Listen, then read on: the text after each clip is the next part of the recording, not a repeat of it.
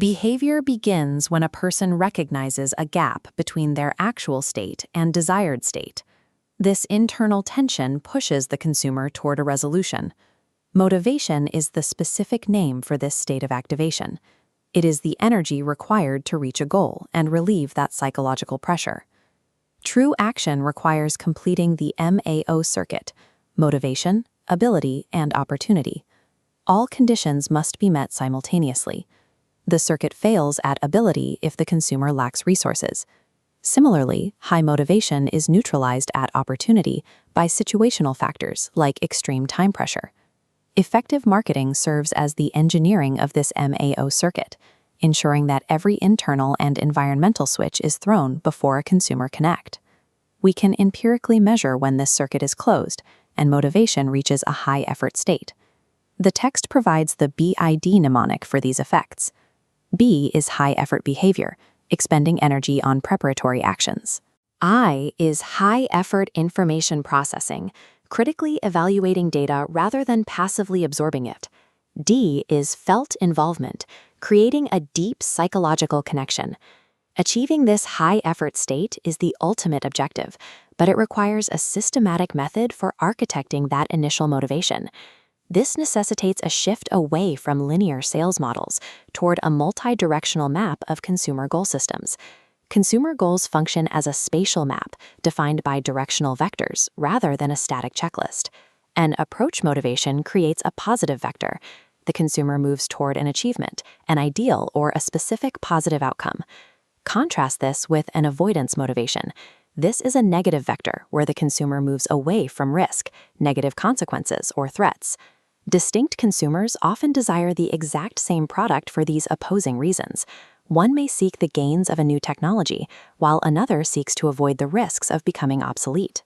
This brings us to the concept of regulatory fit. Regulatory fit occurs when the brand's message framing perfectly aligns with the consumer's internal directional vector. When the goal pursuit feels natural, persuasion increases. Misaligning these factors, such as pitching achievement to an avoidance-oriented consumer, breaks the fit and completely stalls their motivation. Within this network, consumers organize products based on their utility in accomplishing specific goals. Equifinality describes a structure where one goal can be reached through multiple product pathways. If the goal is whiter teeth, several brands serve as valid means. Instrumentality is the perceived effectiveness of a pathway. A brand with better past performance is seen as more instrumental. The inverse structure is multifinality, where one product serves multiple divergent goals. While a multi-final product can increase value by doing more than one thing, it introduces a significant risk known as the dilution effect. If a consumer cares primarily about one specific goal, a product attempting to satisfy every need appears less effective. Increasing the number of goals a product serves reduces its perceived instrumentality. The connection to the primary goal weakens as the brand's focus spreads. The most resilient brands prioritize becoming the single most instrumental pathway to one uniquely dominant consumer goal. Mapping these invisible networks of instrumentality and goals requires a specialized diagnostic approach. Laddering is an in-depth interview technique used to trace the connection from surface-level product attributes to deep-seated personal values. In this potato chip example, the consumer starts with a mundane physical attribute: strong flavor. By repeatedly asking, "Why is that important?" the interviewer uncovers a functional consequence. A strong flavor leads to eating fewer chips, which aids in weight management. This sequence eventually reaches the highest psychological level, connecting the snack preference to physical appearance and ultimately the core value of self-esteem. Laddering reveals that simple consumer preferences are often structurally anchored to deep-seated human motives. These insights allow marketers to translate raw psychological data into a usable brand architecture. The brand benefit ladder synthesizes these findings, connecting product characteristics to deeper consumer meaning. The foundation consists of product features and functional benefits.